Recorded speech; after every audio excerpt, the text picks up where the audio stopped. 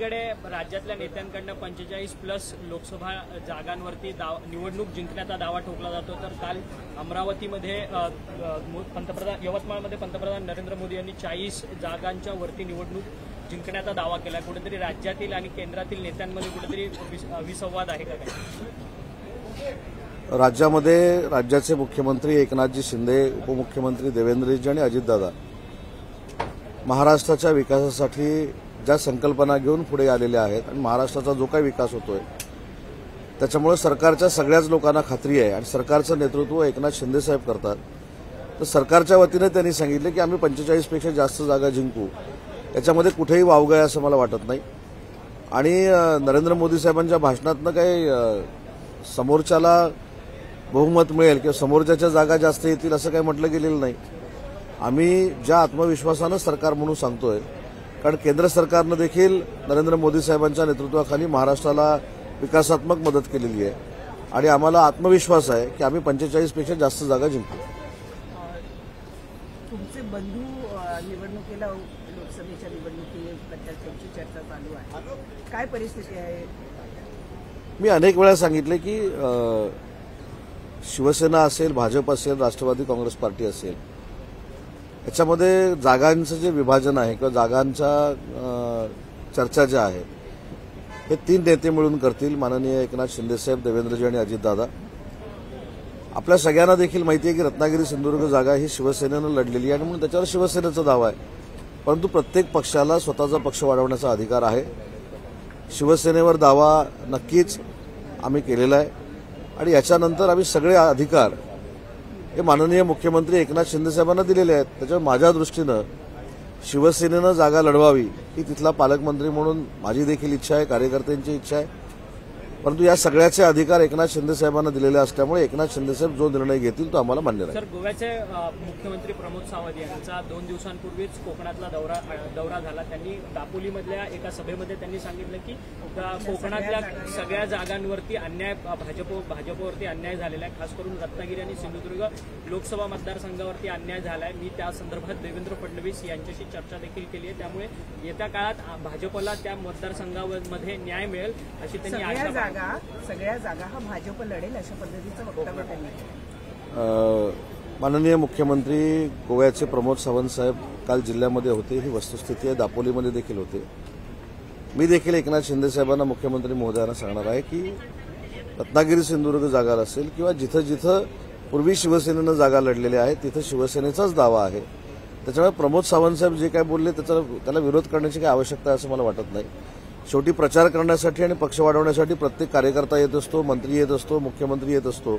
त्याच भावनेनं भाजपाचे मुख्यमंत्री म्हणून प्रमोद सावंत साहेब येऊन गेलेत, त्याच्याबद्दल काय आम्हाला दुःख असण्याचं काही कारण नाही। त्यांचं दुःख ते देवेंद्रजींकडे मांडतील, आमचं दुःख आम्ही एकनाथ शिंदे साहेबांकडे मांडू। दुसरीकडे मावळ आहे त्यांच्यावर गुन्हा दाखल करण्यात आलाय, राजकीय दबावापोटी हा गुन्हा दाखल झालाय असं कळतंय। सलीम कुत्ता जो डॉन होता त्याच्याबरोबर त्यांचा व्हिडिओ व्हायरल झाल्यानंतर ही कारवाई करण्यात आली। मला याच्यातली कल्पना नाही आहे, परंतु माहिती घेऊन याच्यावर बोललेलं चांगलं राहील। पण जी काही व्हिडिओ क्लिप त्यावेळी व्हायरल झालेली होती त्यावेळी सगळ्यांचीच मागणी होती। मावळमध्ये देखील हीच परिस्थिती आहे लोकसभा जागांसंदर्भात। त्या ठिकाणी आपल्या ह्याचे श्रीरंग बारणे आहेत, मात्र त्या ठिकाणी भाजप देखील निवडणूक लढवू इच्छित आहेत। पश्चिम महाराष्ट्रातल्या जागा वाटपांचा फॉर्म्युला ठरलेला आहे का? राष्ट्रवादीला 1, शिवसेना आणि भाजपला अशा 2 जागा, म्हणजे हा फॉर्म्युला ठरला पुण्याच्या पश्चिम महाराष्ट्र पूर्ण? पश्चिम महाराष्ट्रामध्ये मला असं वाटतं की याच्यापेक्षा जास्त जागा येतात। त्याच्यामध्ये कोल्हापूर पण आहे, सांगली आहे, सातारा आहे, पूर्ण पुणे जिल्हा आहे। आणि मगाशीच मी सांगितलं की जागा वाटपांचा फॉर्म्युला काय असावा, जागा कोणी लढवाव्या, तिथले उमेदवार कोण असावे, हे 3 नेते बसून निर्णय घेतील आणि आमच्या पक्षाच्या वतीनं एकनाथ शिंदे साहेब निर्णय घेतील तो आम्हाला मान्य राहील। सर, एक मुद्दा की काल निवडणूक आयुक्त जे ते बदलण्यात आले, कुठेतरी जे आत्ता मुंबई महानगरपालिकेचे आयुक्त आहेत किंवा प्रशासक आहेत त्यांना बदलण्याची इच्छा नाही मुख्यमंत्र्यांची आणि म्हणून हे निवडणूक आयुक्त बदलले गेले अशी चर्चा राजकीय वर्तुळात आली। कारण जुन्या आयुक्तांनी पत्र पाठवलेलं होतं की त्यांची बदली करा, त्यांचा कार्यकाळ संपलेला आहे। ही प्रशासकीय बाब आहे आणि ज्या बदल्या ह्या मोठ्या अधिकाऱ्यांच्या होत असतात याचे सगळे अधिकार मुख्यमंत्र्यांना असतात। त्याच्यामुळे त्यांच्या प्रशासनामध्ये नक्की काय घडामोड झालेली आहे कशामुळे बदली झालेली आहे याच्यावर बोलण्याचा मला नक्कीच अधिकार नाही, राजकीय देखील अधिकार नाही. आणि ॲडमिनिस्ट्रेटिव्ह अनेक वर्ष मी मंत्री म्हणून काम करतो, त्याच्यामुळे मला माहिती आहे की ते मुख्यमंत्री महोदयांचे अधिकार आहेत. आणि मुख्यमंत्री महोदयांनी एखादी बदली जर केली असेल तर उद्योग मंत्र्याला त्याच्यावर काय बोलण्याचा अधिकार. मराठा आरक्षणावरून जरांगे पाटलांचं वक्तव्य आणि यावरूनच नाना पटोलेंनी गंभीर टीका केलेली आहे. जरांगे पाटील हे फक्त निमित्त आहे, भाजपचं मुख्य टार्गेट हे मुख्यमंत्री एकनाथ शिंदे असल्याचं वक्तव्य त्यांनी केलेलं आहे. कसं पाहता त्यांच्या या वक्तव्यात? नाही, अजून काय ते वक्तव्य करू शकतात. शेवटी ते काँग्रेसचे प्रदेशाध्यक्ष आहेत. प्रदेशाध्यक्ष म्हणून त्यांनी एकनाथ शिंदे साहेबांचं जर कौतुक केलं तर ज्या काही राजकीय घडामोडी महाराष्ट्रामध्ये चालू आहेत ते देखील एकनाथ शिंदे साहेबांच्या संपर्कामध्ये आहेत, अशा पद्धतीचं एक चित्र निर्माण होईल. आणि म्हणून एकनाथ शिंदे साहेबांबद्दल वाईट बोललंच पाहिजे त्यांना. म्हणून काल देखील मी सांगितलं की जे आमचे विरोधक आहेत, विरोधी पक्षामध्ये आहेत, त्यांनी असंच अजून 25 वर्ष आमचं विरोधक म्हणून काम करावं. आम्ही महाराष्ट्राच्या विकासासाठी सत्तेमध्ये असू. विरोधकांची चर्चा अशी आहे की कल्याणमधील जी खासदारकीची जागा आहे जे श्रीकांत शिंदे लढवत आहेत त्यांना यावेळी गुलाल लागणार नाही असं देखील ते म्हणत आहेत. नेमकी कशी तयारी? मध्य प्रदेशमध्ये, राजस्थानमध्ये आणि छत्तीसगडमध्ये देखील असाच स्वतःच्या पोत्यातनं गुलाल आणून काँग्रेसनं ठेवलेला होता. तो सगळा गुलाल आम्हाला विकत घ्यावा लागलाय. त्याच्यामुळे कल्याण डोंबिवलीची जागा ही श्रीकांत शिंदे फार मोठ्या मताधिक्यानं जिंकतील हा दावा नाही तर माझी खात्री आहे. सर, दक्षिण मुंबई लोकसभा मतदारसंघामध्ये शिवसेनेचा खासदार होता.